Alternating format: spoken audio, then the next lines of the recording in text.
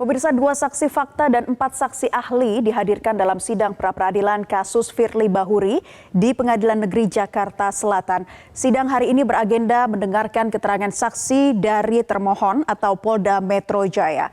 Informasi selengkapnya akan disampaikan rekan Reda Pulpi dari Pengadilan Negeri Jakarta Selatan. Pulpi, siapa saja saksi yang akan hadir dalam sidang pra-peradilan hari ini dan apa yang akan difokuskan dari keterangan para saksi?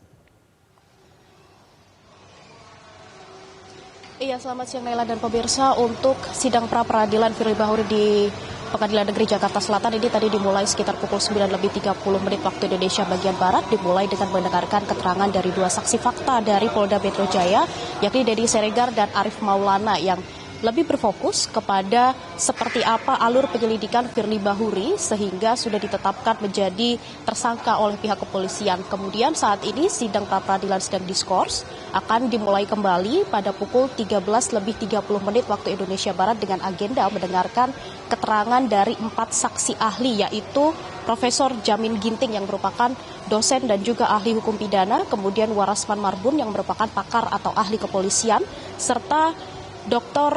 Junaidi Saibih dan Dr. Fahrizal Afandi. Keduanya ini merupakan akademisi. Nanti akan dimulai pada pukul 13:30 waktu Indonesia bagian Barat. Kemudian tadi ketika mendengarkan keterangan dari saksi fakta, tadi juga didalami mengenai hasil gelar perkara, apakah ada hasilnya dan apakah ditemukan tindak pidana dalam gelar perkara tersebut. Dari saksi fakta menyebutkan iya bahwa memang ada dugaan atau memang ada tindak pidana yang dilakukan oleh Firly Bahuri, yaitu pemerasan. Kemudian tadi dari pihak Polda Metro Jaya atau dari saksi fakta ini juga menjelaskan bahwa sudah ada 90 saksi yang diperiksa oleh pihak kepolisian sebelum akhirnya menetapkan Firly sebagai tersangka kasus pemerasan. Dan dari 90 saksi tersebut ini termasuk Firly Bahuri yang sudah diperiksa dalam kapasitasnya saat itu sebagai saksi. Dan sebelum menetapkan sebagai tersangka, pihak kepolisian ini juga sudah melakukan penggeledahan dan lain-lain untuk mengumpulkan bukti-bukti termasuk bukti digital yang dilakukan oleh pihak kepolisian, dan juga sudah ada pemeriksaan terhadap 7 ahli. Barang bukti pun juga sudah ada, sudah dilakukan gelar perkara, sehingga menurut Polda Metro Jaya atau dari pihak termohon ini memang sudah sah apabila Firly Bahuri ini ditetapkan sebagai tersangka. Dan dari pihak pemohon atau dari pihak Firly Bahuri ini memang mengajukan untuk dilakukan pra-peradilan. Ini dikarenakan dari pihak kuasa hukum Firly menyebutkan bahwa penetapan Firly sebagai tersangka ini tidak sah. Karena kalau dilihat seharusnya ada setidaknya 2 alat bukti, minimal 2 alat bukti yang digunakan oleh pihak kepolisian sebelum menetapkan Firly sebagai tersangka. Dan inilah yang menjadi fokus dalam pra-peradilan yang dilakukan selama 7 hari berturut-turut sebelum nantinya akan dilakukan putusan sidang pra-peradilan apakah penetapan Firly sebagai tersangka ini sah atau tidak.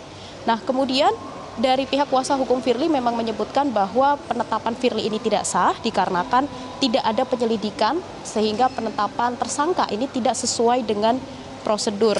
Sementara itu untuk pada hari ini nanti akan memang lebih fokus dari saksi fakta, lebih fokus untuk memberikan keterangan dan juga menjabarkan mengenai apa saja prosedur dan juga langkah-langkah yang sudah dilakukan, termasuk pemeriksaan saksi ahli, saksi fakta, dan juga proses penyelidikan yang sudah dilakukan oleh Polda Metro Jaya sebelum menentukan Firly sebagai tersangka. Sementara untuk saksi ahli, ada 4 saksi ahli pada hari ini nanti akan lebih berfokus terhadap apakah alat bukti yang dimiliki oleh Polda Metro Jaya ini sah atau tidak, dan bagaimana kekuatannya di mata hukum. Itu yang nanti akan disampaikan oleh para saksi ahli pada pukul 13:30 waktu Indonesia bagian Barat. Dan kemarin juga sudah dilakukan sidang pra-peradilan, di mana sidang pra-peradilan ini menghadirkan saksi fakta dan juga saksi ahli dari pihak Firly Bahuri. Kemarin ada Alexander Marwata, Wakil Ketua KPK, yang menjadi saksi fakta, serta ada Yusril Izzah Mahendra yang menjadi saksi ahli yang hadir secara virtual.